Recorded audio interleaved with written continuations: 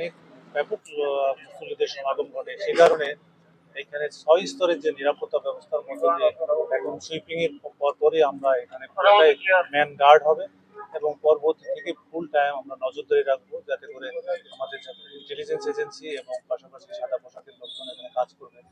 আর ঈদের দিনেও যাতে এটা নিশ্চিত নিরাপত্তা নিশ্চিত করা যায়, সেজন্য আপনারা লক্ষ্য করেছেন এখানে সিটি কর্পোরেশনের তরফ থেকে যে ওয়াচ টাওয়ার স্থাপন করা হয়েছে সেটাও আমরা পর্যবেক্ষণ করব এবং এখানে যাতে মানুষ এসে আনন্দের সাথে এখানে আমরা একে অপরের সাথে যে আমরা ঈদের দিনে যে আমাদের দীর্ঘদিনের কালচার পরস্পরকে আমরা যে মোলাকাত করে থাকি এবং ভালোবাসি, আমরা মনে করি এই ভালোবাসার নিদর্শন কালকে আমরা ঈদের দিনে আরো বেশি উৎসব মুখর পরিবেশ আনন্দের সাথে আমরা উদযাপন করতে পারবো, সে বিষয়ে আমরা দৃঢ়ভাবে বিশ্বাস করি। একই সাথে আমরা এখানে ড্রোনের মাধ্যমে আমাদের ওভারঅল পুরা এরিয়াটাই আমরা সিসি ক্যামেরাও স্থাপন করা হয়েছে এবং ড্রোন ক্যামেরাও এখানে ডাবল ড্রোন ক্যামেরা থাকবে এবং আমরা আশাবাদী আমরা এখানে শান্তিকামী মানুষ যারা আসবে নিঃসন্দেহে তারাও চাইবে যে এই এলাকার যাদের সুন্দর একটা পরিবেশে এবারে আরো সুন্দর পরিবেশে যাতে তারা নামাজ পড়বেন এবং আনন্দের সাথে এখানে ঈদ উদযাপন করতে পারবেন, সেটাই আমাদের প্রত্যাশা। সিলেট হচ্ছে সম্প্রীতির নগরী, এক আধ্যাত্মিক নগরী, সম্প্রীতির নগরী। 1 মাস আমরা সিয়াম সাধনার মাধ্যমে যে তাকওয়া সৃষ্টি হয়েছে, আমাদের সেই তাকওয়ার ভিত্তিতে আগামী 11টি মাস কীভাবে চলতে পারে সেটাই হবে আমাদের মূল লক্ষ্য।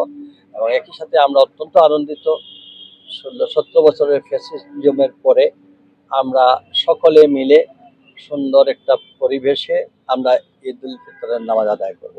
এর মধ্য দিয়ে আমরা আমাদের সকলকে ঈদের আনন্দটাকে ভাগাভাগি করে নেব।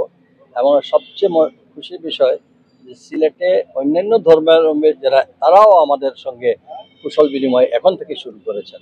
কাজে এটাই হচ্ছে সিলেটের বৈশিষ্ট্য। আর সিলেট সবসময় সব অন্যায়ের বিরুদ্ধে, জুলুমের বিরুদ্ধে, এবং আশা করি আমরা আগামী দিনগুলো যাতে আমরা দোয়া করব আমাদের মজলুমদের জন্য, যারা বিগত বছরগুলোতে জেল জুলুম কেটেছেন, যারা যাদের পরিবারে গুম হয়েছে, যারা খুন হয়েছে, যারা 24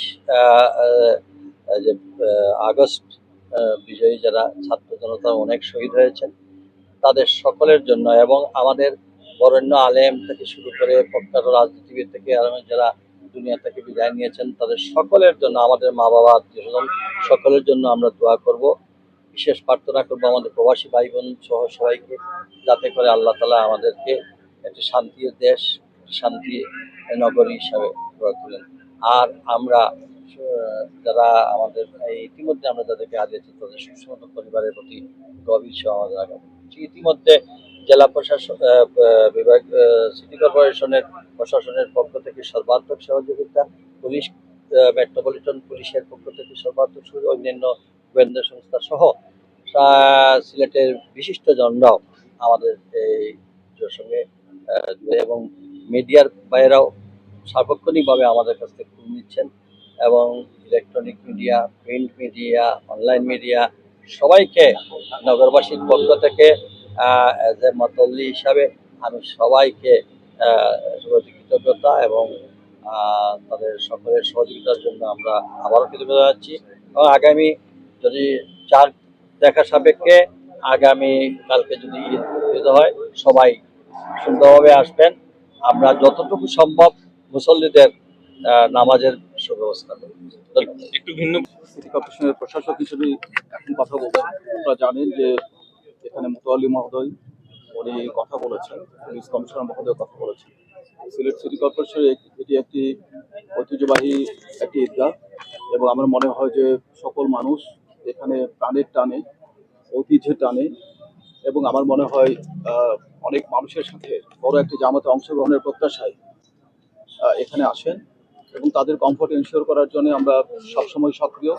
এবং আপনারা জানেন যে এখানে এই ঈদগাহ প্রস্তুতি, ঈদগাহ পরিষ্কার পরিচ্ছন্নতা, এটার সাজসজ্জা, রংকরণ এবং কাতার মার্কিং থেকে শুরু করে পুরো ঈদগাহকে মানুষের নামাজের জন্য উপযোগী করে তোলার জন্য আমরা সব কিছুই করেছি। এক্ষেত্রে সিটি কর্পোরেশন তার নিজস্ব তহবিল থেকে অর্থ ব্যয় করেছে এবং আমরা এখানে পাশাপাশি অন্যান্য কমফোর্টের মধ্যে পানি ব্যবস্থাপনা, অজুর ব্যবস্থাপনা, এখানে কিছু পার্কিং এর বিষয়, পার্কিং সংক্রান্ত নির্দেশনা এবং ওয়াচ টাওয়ার এটি আমরা করে দিয়েছি পুলিশের ব্যবহারের জন্য। এবং আমরা মনে করি যে এখানে আজকে যে ওয়েদার আছে, আমরা এক্সপেক্ট করছি যে আগামীকালও ইনশাআল্লাহ এই আবহাওয়াটা এরকমই থাকবে এবং সেক্ষেত্রে মানুষের জন্য আমার মনে হয় যে খুব চমৎকার একটি ব্যবস্থাপনা হবে আর কি নামাজের জন্য। আমরা আহ্বান জানাচ্ছি সকল স্তরের সকল পর্যায়ের মানুষকে, মুসল্লিদেরকে এখানে অংশগ্রহণের জন্য।